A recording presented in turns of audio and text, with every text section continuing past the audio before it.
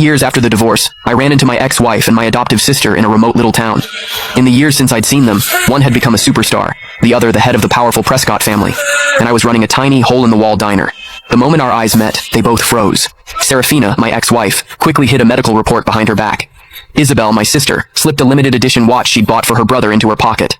I calmly finished packing the takeout order and handed it to them with practiced courtesy. "Here you are, ladies." The formal, distant address seemed to rattle them.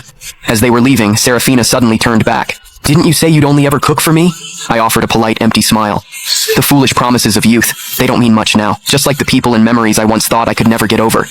With time, they had all faded to nothing. Through the open glass door, the noise of the street drifted in, but it couldn't dispel the frozen silence that had settled over the diner. The two women who had conspired to ruin me, to cast me out of my own home, now stood at the counter, unwilling to leave. Serafina clutched the plastic bag of food, choosing her words carefully. "Owen is injured and needs to recuperate. The facilities here are excellent, so we brought him to stay for a while. Mom and Dad, they came too," she added. "Do you want to see them?" I shook my head, wiping a grease stain from the countertop. "No, that's not necessary. Please give my regards to Mr. and Mrs. Prescott."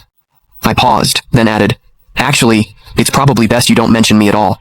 Being associated with someone like me would only tarnish the Prescott name." At that, my adoptive sister Isabel's brow furrowed. "Noah, these past few years Noah!"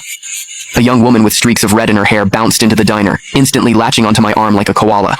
"I'm starving. The school cafeteria food was literal poison today," I chuckled, ruffling her hair. "You say that every day, Gigi. There's a plate of your favorite shrimp scampi in the kitchen. I just made it. Go get it yourself." Gigi just hugged my arm tighter, whining, "No, you have to eat with me." Noticing that my other two visitors still hadn't left, my smile faded. "Is there anything else I can get for you, ladies?" The message was clear, but it took them a long moment to shake their heads. Serafina seemed to drift off for a second when she heard shrimp scampi. Isabel stared at Gigi clinging to my arm, her lips parting as if to speak, but no words came out. I led Gigi into the back, the curtain falling behind us and cutting off their view. When I came out again, they were gone. "Hey," Gigi said around a mouthful of shrimp. "Did you know them? They weren't here to cause trouble, were they? I've seen them on TV. One's a huge celebrity, the other runs the Prescott Corporation. They're kind of a big deal." I placed another shrimp in her bowl. "Just regular customers," I said with a light laugh. "If I knew people like that, do you think I'd be running this little diner? I'd have moved us all into a mansion by now." Gigi giggled, then leaned in conspiratorially. "I heard that Superstar's husband is the one who's sick. The whole family came all the way out here just to take care of him. Must be nice, having that many people who care about you."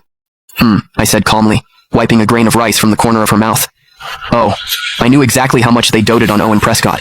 8 years ago, for his sake, one of them had publicly accused me of slander and assault, sending me to prison."